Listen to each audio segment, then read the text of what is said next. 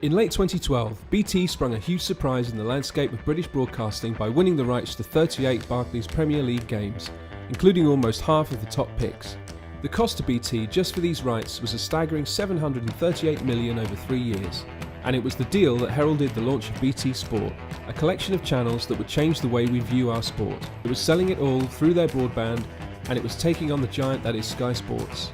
We started working with BT to help them structure their thinking on how to become an entertainment company as well as a telecommunications company in December 2012, and from January to February we worked on a strategic plan to help BT launch the biggest thing they've ever done. The really big news was that all this sport was going to be free if you had BT broadband. The Telegraph called the deal a marketing masterstroke. Our thinking was to not only launch a new sport channel, but to democratise quality sport for the masses.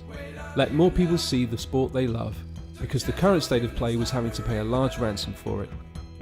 We worked to a proposition of only with BT can you get quality sport for free. We had to launch the message loud and clear that there was a new player in town. From February to May, we had creatives locked away in the gun, concepting, writing and designing, supported by a BT Sport team of more than 30 staff. All of them were sworn to secrecy because the deal wasn't being announced to the city until early May. The lead creative that won the day was the line "Game Changing." It was deemed so good that it was used through the line and featured as the lead message of the £30 million launch media spend, and was used by several journos as the ideal way to describe BT Sport. The deal went to the city and went public on the 9th of May, and our first packs dropped on May the 13th.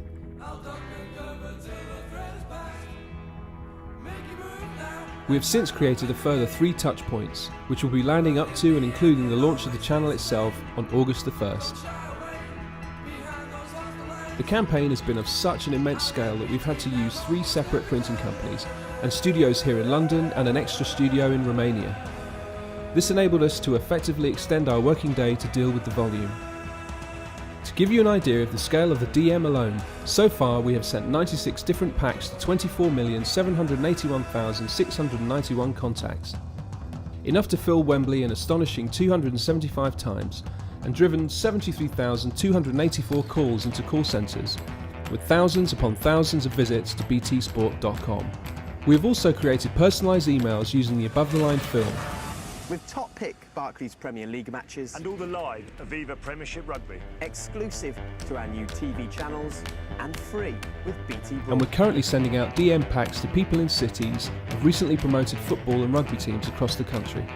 While all this was going on, there was another huge job to advertise BT Sport to the pubs and clubs across the country.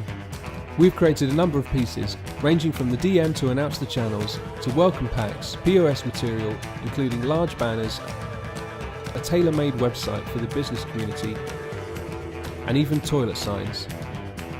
We've also created Blip Our beer mats and bar runners that will enable punters to download sport, and some of the action will actually be in augmented reality.